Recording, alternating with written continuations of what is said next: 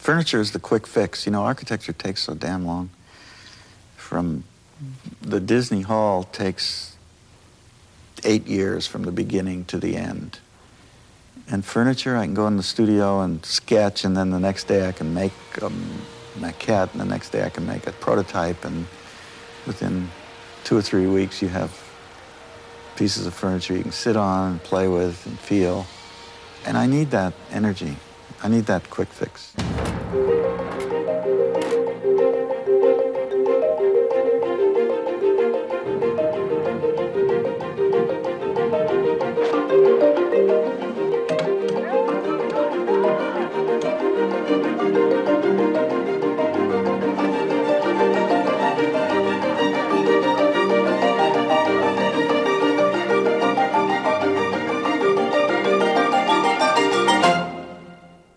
He's known as the other Frank.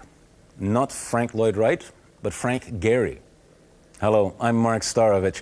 Today on Documentary CBC, a Canadian-born architect who believes that buildings are art. Many of Gehry's structures have been called sculptures, dynamic shapes that someone had the good sense to hollow out and put rooms in. He has his critics as well as devoted fans. In 1989, Gehry won the Pritzker, a sort of Nobel Prize of architecture. The jury compared him to Picasso. It was a skyscraper of an award, a big achievement for a boy who started building things in his grandfather's hardware store in Toronto in the 30s. From Adrian Clarkson Presents, here is Frank Gehry, Architecture in Motion. Now, ladies and gentlemen of Southern California and Canada, I got a little something that I think might even out the score, so to speak. You wait here. This is the official Frank Gehry bottle hockey stick.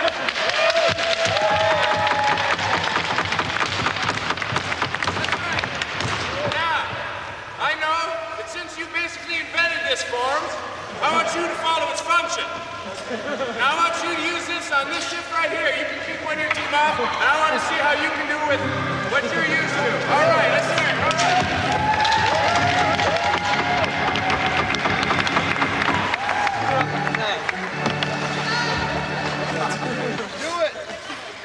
What are you doing here in Montreal? What were you doing with the students yesterday? We did a thing called a charrette, which I bring half a dozen of my people from the office. They come a few days before me. They give a project to the students. The students invest themselves in it for 2 or 3 days, day and night, charrette. How are you going to approach this, your building, in the way that you build it in model? Okay. What are your strategies? The strategy is to get this very strong. And then I come in, Mr. Guru, and say what I think. This is too wimpy. It's not enough. It's not enough conviction to just do that.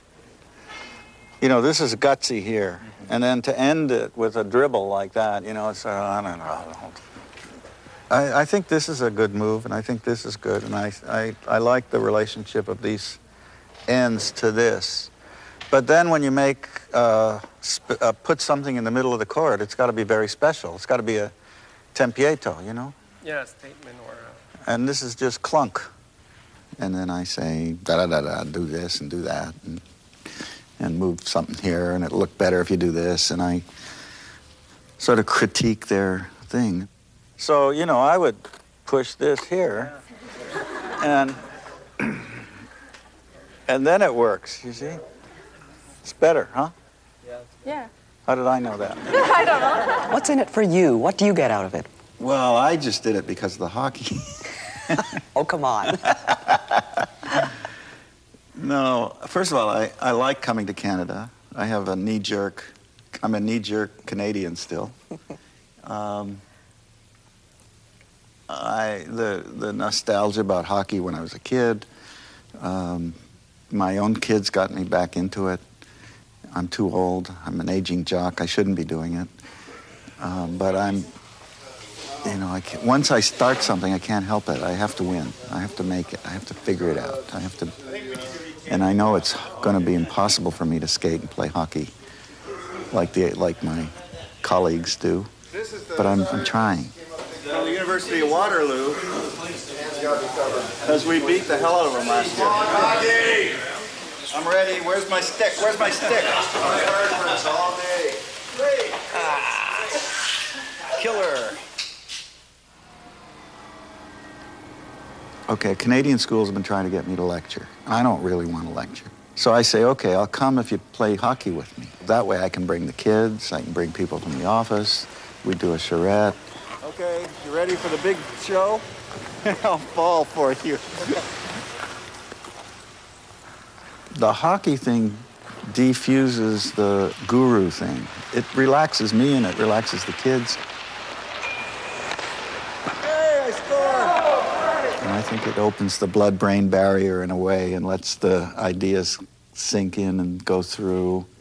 And it allows for an interaction that's pretty strong.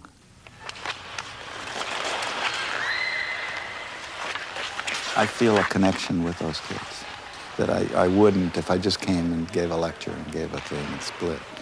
You don't touch anybody, you don't know anybody. Where did that passion begin? When did you first play hockey? Do you remember?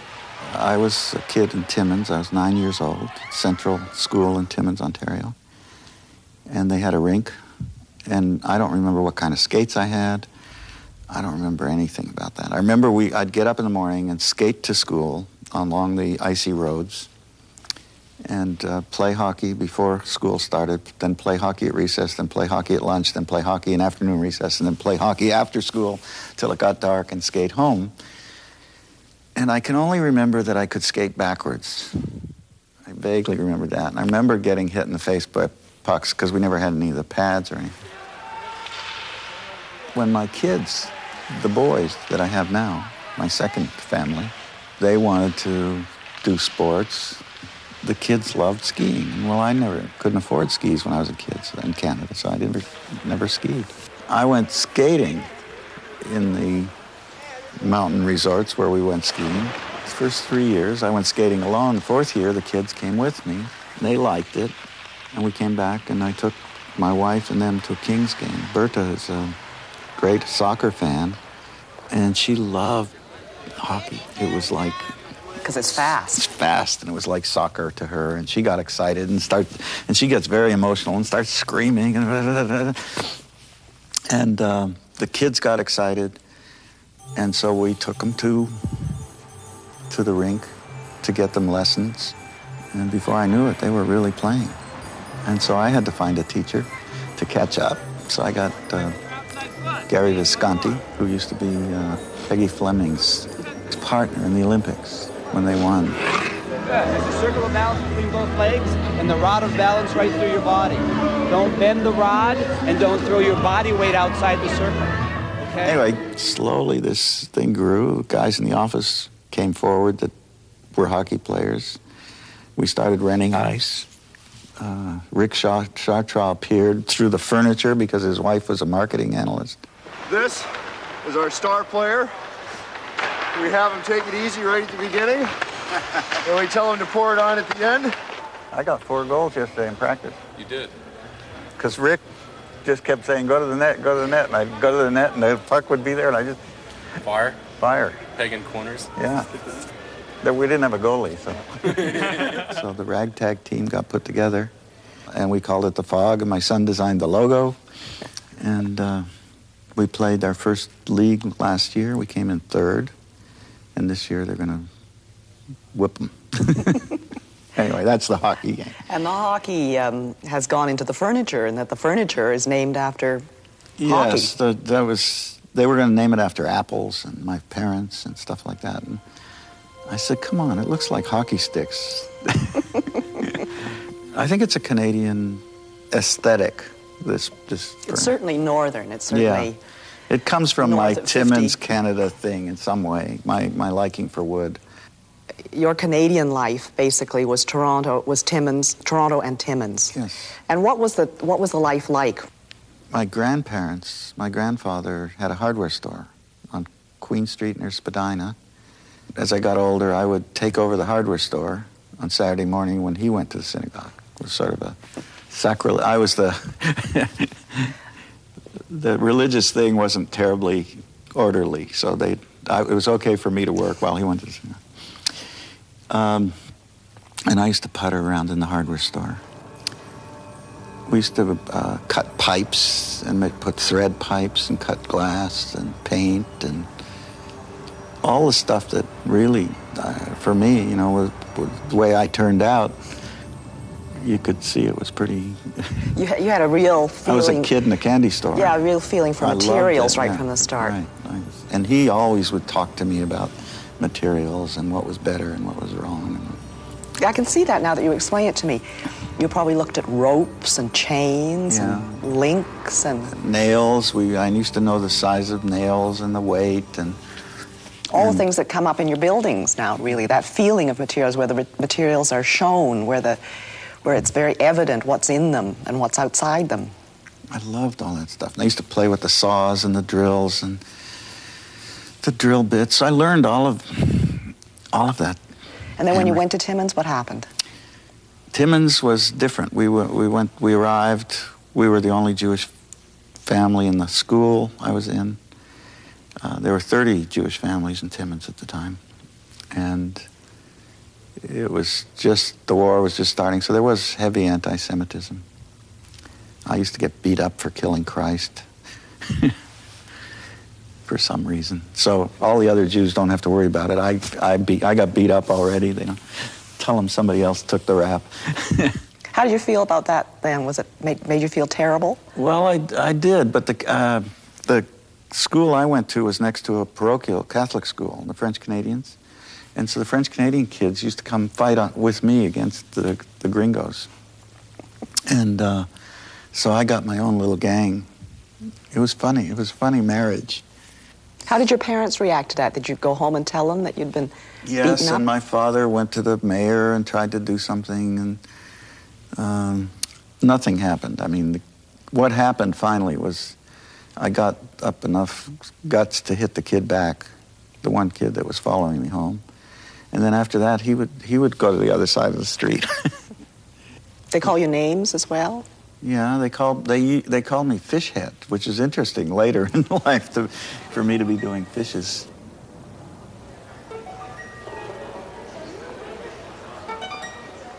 And then the move to Los Angeles was because of your father's health? The 5th year of high school, my father's business and health all collapsed, and it was very traumatic for me. And so my last year of high school in Canada, I did not do well, and I didn't graduate. The family moved to LA. Of course, 5th year Canadian high school is 1st year college in the US. And so that finessed the transition. It wasn't embarrassing. I was in college, so that was okay. That was the bottom? Yeah, was it? Very bottom. And I became a truck driver for a cousin of mine who had a furniture company.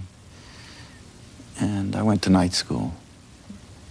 And slowly, some by some miracle, we worked our way into architecture school at USC, which was very expensive. It was the only school possible for architecture. I didn't know I wanted to be an architect until I took some classes in the art school and started to succeed in the art school. My ceramics teacher was building a house by Rafael Soriano, a well-known California architect at the time. And he took me to the house one of the days that Soriano was there supervising. And I really, this was a role model. I just lightning rod to this guy. I mean, he had a black suit and a black tie and a beret, and it was just very artsy and very exciting. And he was telling guys to move a wall and push this and do that. I fell in love with the whole thing. I told Glenn, my teacher, God, that was exciting. He said, I saw your eyes light up like you've never, ever lit up. He said, you're going to architecture school. Frank started by doing very simple buildings, using unusual materials, like chain link, which he he saw as being very tough materials that could be used, in fact, and put together by people who didn't really have much craft. One of the things about designing now and designing in LA is that you do not get the fine craftsmanship that we associate with classical buildings. And so he's saying, okay, I want plywood. I want to try doing buildings with plywood, with chain link, with really tough industrial materials, very cheap. So he takes the kind of vernacular of Los Angeles and he starts fooling around with it, using these very tough materials that no one else would touch. I mean, who is going to build a building out of chain link? Who is going to use that as a visual expression of something? Who is going to use untreated plywood or materials like that to build houses?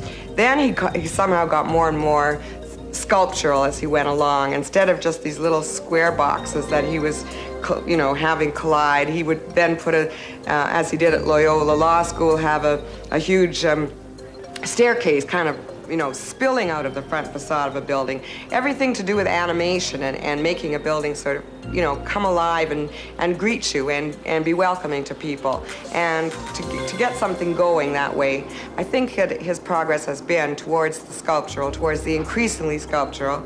And when he figured out how to build the double curve, he was got very interested in curves at a certain point. Did these fish lamps that were all curved, did chairs like this, that he started to work with how you can make sculptural things out of these silly little products.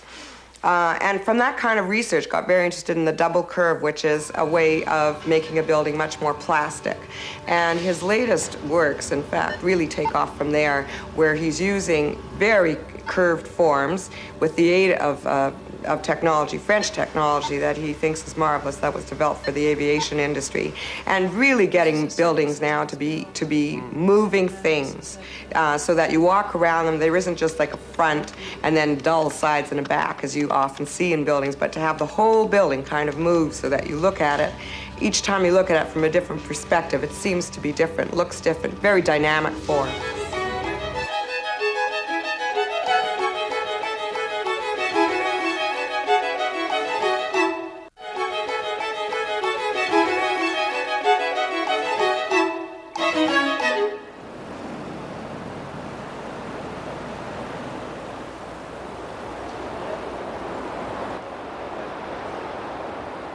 When I came to Prague, I saw that the 19th century facade along the river had these towers. So I took that clue and tried to use that idea and represent it.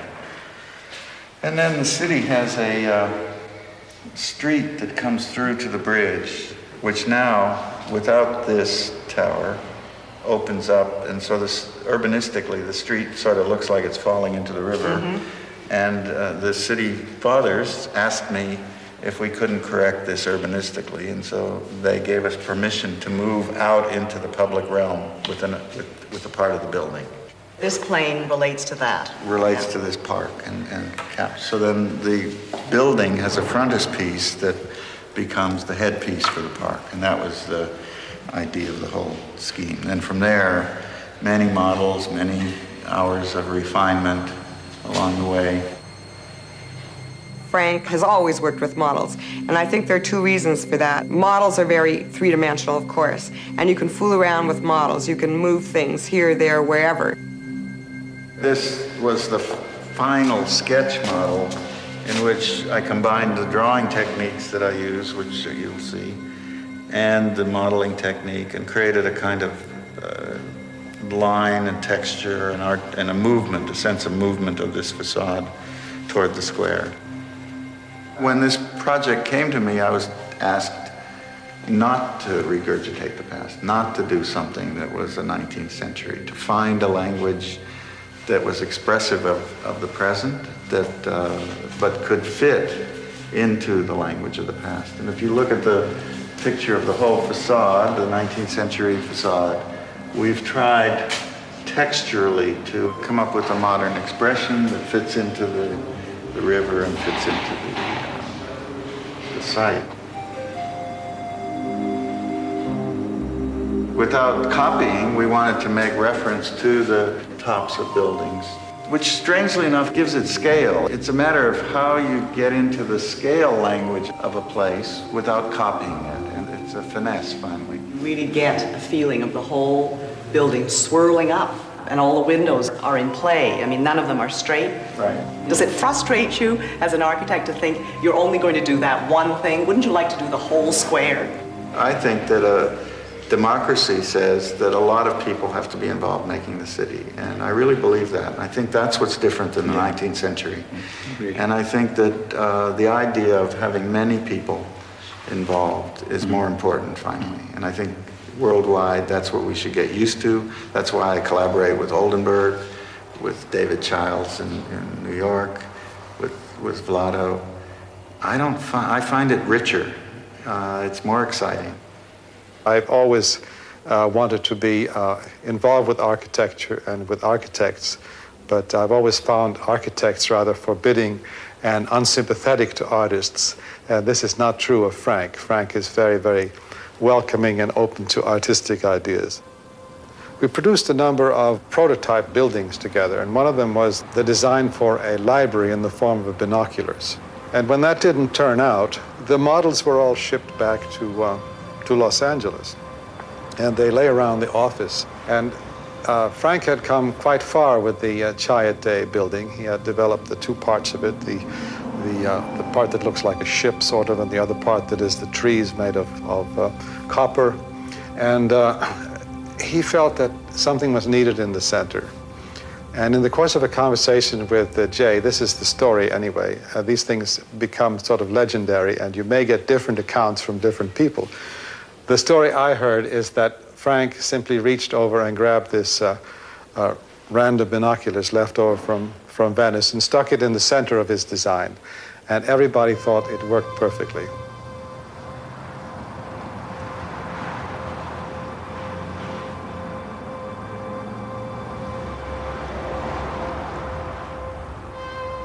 Well, the Mexican project that I'm doing with Frank Gehry is a large urban project, great urban design. It's a whole city, in fact, and within an even greater city, that Frank asked me to be involved in. And it has only been very recently that architects have thought about working together or talking to each other, and it's usually as a result of two things. Very large projects happening in which it needs and would benefit from multiple hands working on it, and also a different attitude about how architects could participate together. We realized that there was a chemistry, that we enjoyed each other. Two completely different type of architects who looked at problems in entirely different ways, which probably made the marriage work well. And found that we were able to listen to each other and react to what the other was doing in ways that we thought our own work, got much better. But the real delight was when we looked across, we really believed that the other person's work was getting better from that interaction. You're going to do a bit of well, what will we call it, some addition to Moshe Safdie's addition to the Montreal Museum of Fine Arts. How did that come about? First thing they said is, we want to express ourselves on the outside of the building. I said, has Moshe approved that? And they said, well, oh, we didn't even think of that. So I called Moshe up myself, and I said, told him what was going on. And of course he was nervous. He didn't say that, but I could tell. I said, well, look, I'm going up to Montreal. Why don't you come up, meet with us, we'll meet with the client. You holler when it hurts. When I say something that's going to hurt, you push my button, and we'll get through it. If we want to change any of this, is that possible, or do you want to keep it like it's? Well, I think we should talk about it. I don't think it's a fixed... Maybe something could grow out of it.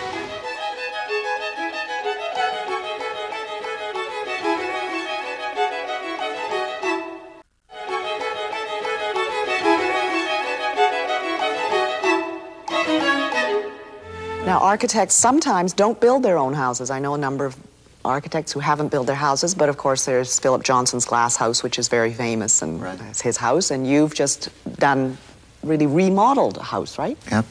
What's it like for you? Torture. The kids needed space. We were living in an apartment, and you know, the shoemaker doesn't get new shoes. Berta went to my mother, and my mother said, honey, this is what you do with Frank. You go out and buy a house, and he'll live with it. He'll do something with it.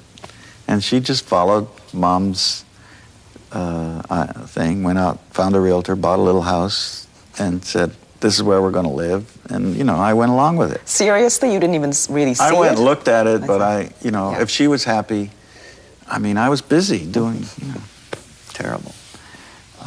So taking care of your own life is the last thing you tend to do. Then the reality of the damn thing, I had to live there, and it was cute, and so I started struggling with it. We didn't have much money to mess with it. I decided to build a house around it, and built the first house. It was real strong. I didn't understand how good it was at the time. I didn't, you don't know, but the world came, beat a path to it, and everybody said it was good, and I couldn't figure out what they were talking about. When I had to remodel it, because the kids are growing up, I needed a new bedroom. I wanted a pool. I had a little more money. I wanted to live a little better. I tried to sell it. I couldn't, because I wanted to buy a new house and get out of there, be done with it. I couldn't afford to tear it down and build from scratch. So I was caught in the middle of this hybrid of having to play against my 78 self, which had changed 10 years later. And I realized how strong what was there was, that there was a seamlessness between the old house and the new house. You couldn't tell where one began and one ended, and that was really a big chunk of the strength in it. Now I start messing with it, and I'm doing things differently. I use better materials. I get caught. I had nightmares. I woke up one night sweating. I'd been through a dream where the helicopter crashed into a dirigible over my head, and I was sitting in a cafe with my mother, and the helicopter came crashing toward us, and there was a woman in a pink dress going to crash into us. Well, the pink woman in the pink dress, I realized, was my pink house. And I got up, and somehow that freed me, that dream. I got up and tore out pieces of the house that were sacred cow pieces that I loved. I tore them out. I was released somehow. I think my house was the quantum leap, because the client was Berta, my wife, and myself. And Berta was very supportive and pushing me and saying, let's have fun, do something that you're really going to get excited about. And the budget that was tight didn't bother me. I mean, it was just, I could use the dumb materials, corrugated metal and asphalt floor and things like that. And the low budget actually worked for me because it rationalized all that stuff for me. I've always felt that a space has to be comfortable, and then the space could do things that weren't normal to just a box in a room. For instance, if you go into my kitchen and sit at the table, the sunlight passes overhead and leaves beautiful patterns from the trellis of the skylight on the walls, and is very comforting, I think, and warm and friendly, etc.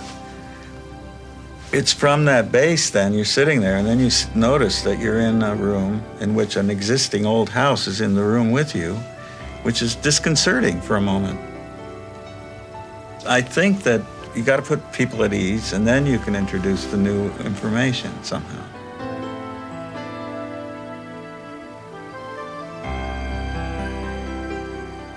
He once described to me how it felt like when he started a building, he wanted it to have the immediacy of the feeling of a painter approaching a blank canvas. And by splitting a building, dividing a building into one-room buildings, in which he could approach each one as a discrete piece and then relate them, he felt he could get in very close to architecture, to building, in the same way that a painter got into a subject on a canvas.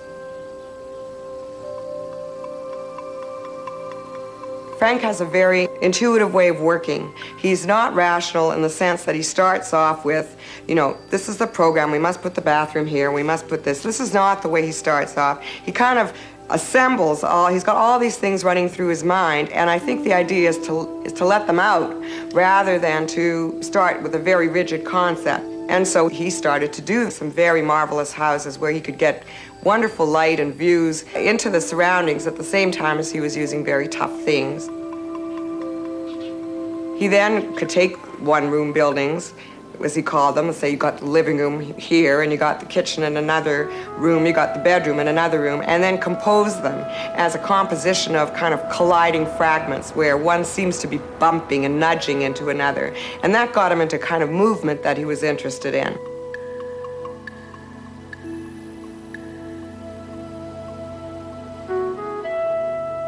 Will you be doing more furniture? I hope so. I like doing furniture.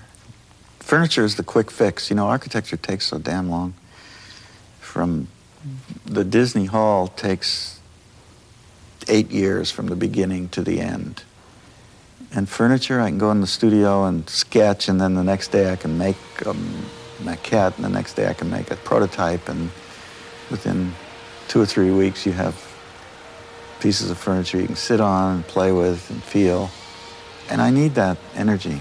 I need that quick fix, that counterpoint to the slow process of art.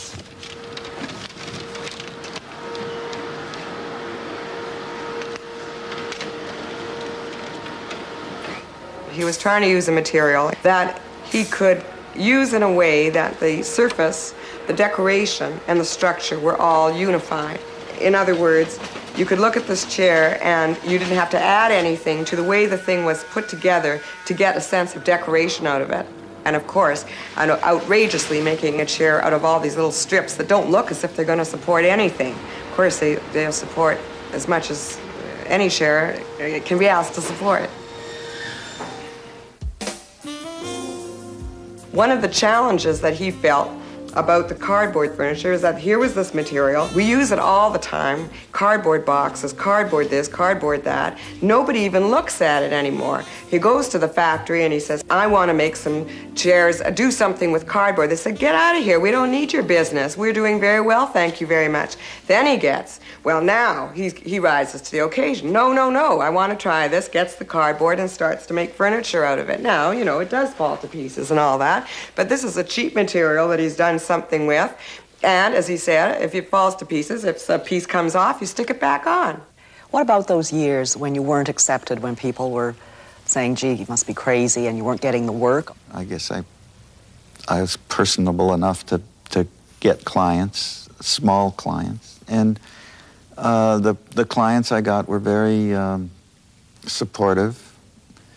Through my friend Milton Wexler, I learned how to be candid, talk about what I was doing. Is he an analyst? Yes. When you start out in architecture, you are very, and I see it in students and kids that come out, you tend to think that you have to seduce people into liking your ideas, and you figure out all kinds of tricky ways to get through things. And Milton taught me to be more direct about it. That was a real gift that he gave me. I think you've inherited something that very few people have, and that's a way of perceiving space, a way of perceiving structures, and combined with the fact that you're daring to the point of recklessness at times. I feel like inside that I'm very timid and afraid, and although I get out in hockey and I don't care. I mean, obviously there's a detached perception between what I'm thinking and what I really do. I think that you're very daring, and I think that carries over into physical things like karate, like the ice hockey, and it surely carries over into your indifference to what people think about your structures. Yeah, it doesn't bother me if they don't like them. So. Yeah. In fact, I sort of expect that they won't now, because I'm so used to the past where they didn't. Now I've built a constituency where there are a considerable number of people who do support and like what I'm doing. And that's hard to fathom. I'd like to know, does it disturb you when everybody likes your work? Yes. So he told you should express yourself more clearly to people. He taught me to be very clear. I can't tell you why I'm playing with a form, but I can tell you I am playing with a form. And I can tell you that it means a lot to me to make this in the Disney Hall, to make this stone look like sails and billowing, and because it's more festive and it gives a sense of festivity and movement to this building. I can tell you that. And you can say, I don't want to pay for that, you know, but so you don't corner somebody. And I think that's crucial, that they have the option to stop you. And because of that, if they want to play with you, if they decide to play with you, then they really do it. And you don't have to worry about it. Then they become partners in the game, and you lead them through it.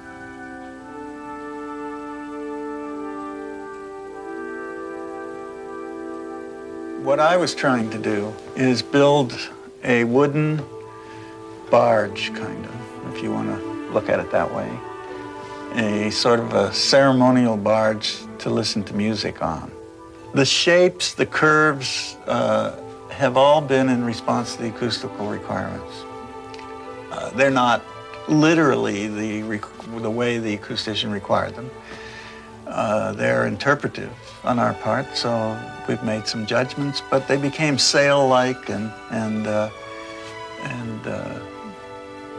convex shapes to disperse the sound for the most part. These big saddles on the sides are the one way you can make a hall wider than a 70, 80-foot shoebox and get the sound back, and that's what they're doing. They're sort of closing in on the space. It's almost like the saddle-shaped box is like a ship in dry dock, and the auxiliary facilities are like the dry dock. You plug into it.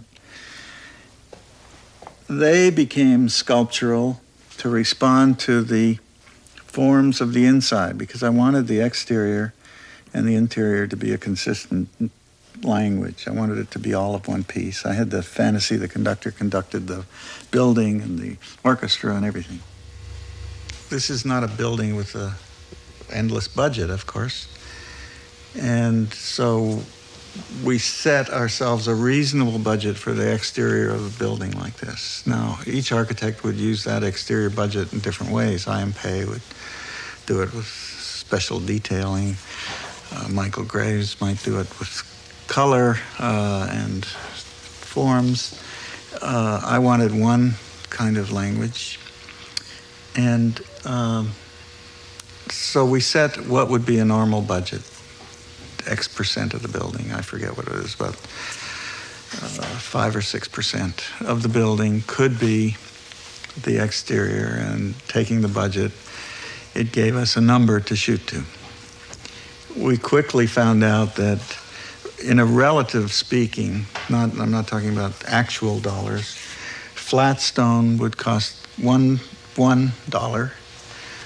Single curve, like cylindrical stone, would cost $2, and double curved stone would cost $10, relatively speaking. So our budget would allow us 5% of the $10 stuff and 50-50 of the $1 and $2 stuff. And that was how the budget was set. And with the computer, we were able to analyze all of these shapes and determine those percentages exactly and stay within budget, which is not what you would anticipate looking at a building like this. So I think the lesson is that you can do a lot of stuff architecturally. You can explore venues that are idiotic, to say the least, and you can achieve and accomplish things by persistence and going at it, just chipping away until you get it working. You can always tell a Frank Gehry building, even in the big buildings that look as though they're kind of, let me see now, sort of like earthquakes, you know. He's got them all flopping around almost. It takes a lot to get a building to look like that. But he's got cladding, lead-coated copper scales on his building sometimes. You can't mistake that look if you know Frank's work. You cannot mistake a Frank Gehry building.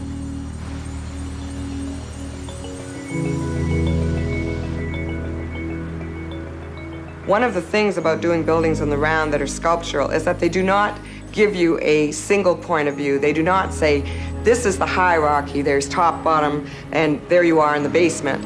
He lets you move around the buildings and connect with the buildings, and that is a much more democratic way of designing a public building.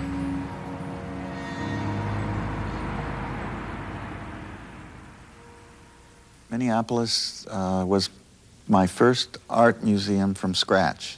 Now, everybody thinks I'm a Joe architect from the art scene, but and I've done so many art things, and reality is I hadn't. Every art museum that came along went to somebody else. They were afraid of me. It's in a city that is art-wise. They've got the Walker, they've got tremendous art collections and art collectors. The president of the university said, my whole campus is brick. For God's sakes, don't give me another brick lump. The building connected to a bridge that went across the river. Students go from their dorms on this bridge across the river to the student union for coffee. I made the museum part of the bridge, so that as they go across the bridge, they pass a window, they look in, they see art, they may come in.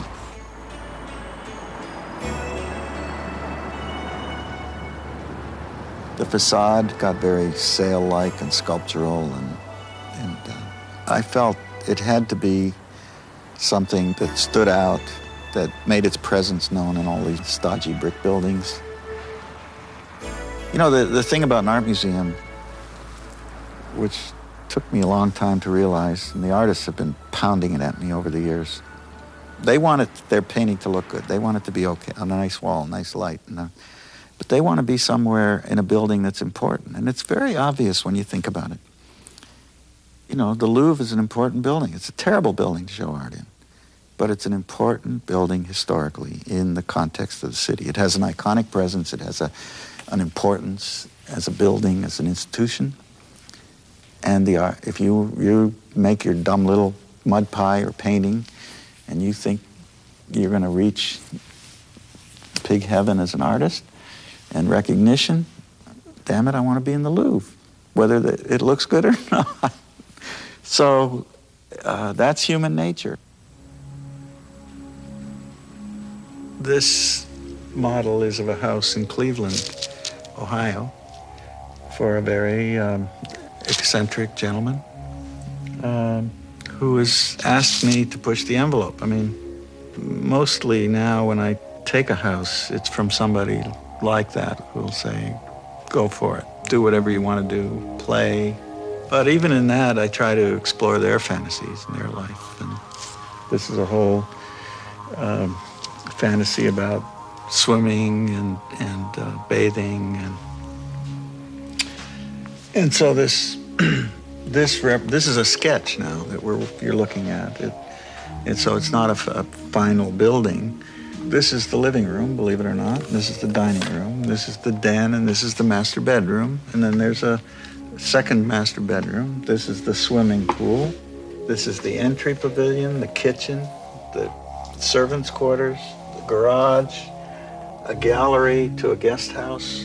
And then the boat will be a real boat that will be a guest quarters. So there'll be 2 guest quarters, 2 bedrooms. It's a small 2-bedroom house. So this at this stage is a fantasy. We are now working with the manufacturers of these materials and with engineers, and to try and determine the feasibility of this. I think he's a very smart guy. He does buildings always that fulfill the expectations of his clients. That's a given with him. He says, you know, sure, we gotta make a building work. Absolutely. We got to come in on budget? Absolutely. We got to come in on time. These are the givens of my profession. What do we do beyond that? what can we do beyond that? What about symbolism? What about emotion? What about spirit? Those things. So he's got his feet on the ground. He does buildings that stand up and that work for people. At the same time, he's pushed a certain frontier, enriching a kind of modern architecture to a point where he is recognized as well, some people call him, you know, the best that's going right now. And we don't have a Frank O. Gehry building here in Canada. I would love to do something in Canada. I would love to. Are we too conservative? What's the problem? If it happens, I'll be delighted. If somebody's watching this and is interested, call me and I'll come in a minute. I'll bring the hockey team too.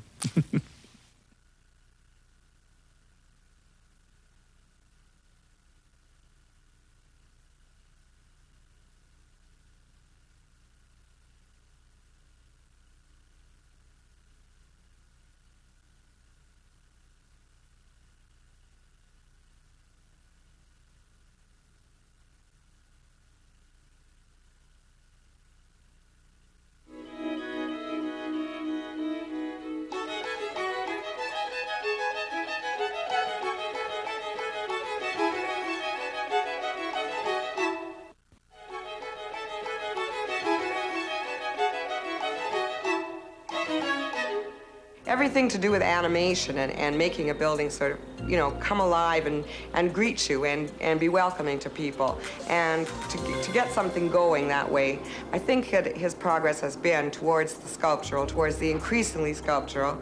And when he figured out how to build the double curve, he was very much interested in, got very interested in curves at a certain point. Did these fish lamps that were all curved, did chairs like this, that he started to work with how you can make sculptural things out of these silly little products. And from that kind of research, got very interested in the double curve, which is a way of making a building much more plastic. And his latest works, in fact, really take off from there, where he's using very curved forms with the aid of technology, French technology that he thinks is marvelous, that was developed for the aviation industry, and really getting buildings now to be moving things, so that you walk around them. There isn't just like a front and then dull sides and a back, as you often see in buildings, but to have the whole building kind of move so that you look at it. Each time you look at it from a different perspective, it seems to be different, looks different, very dynamic form.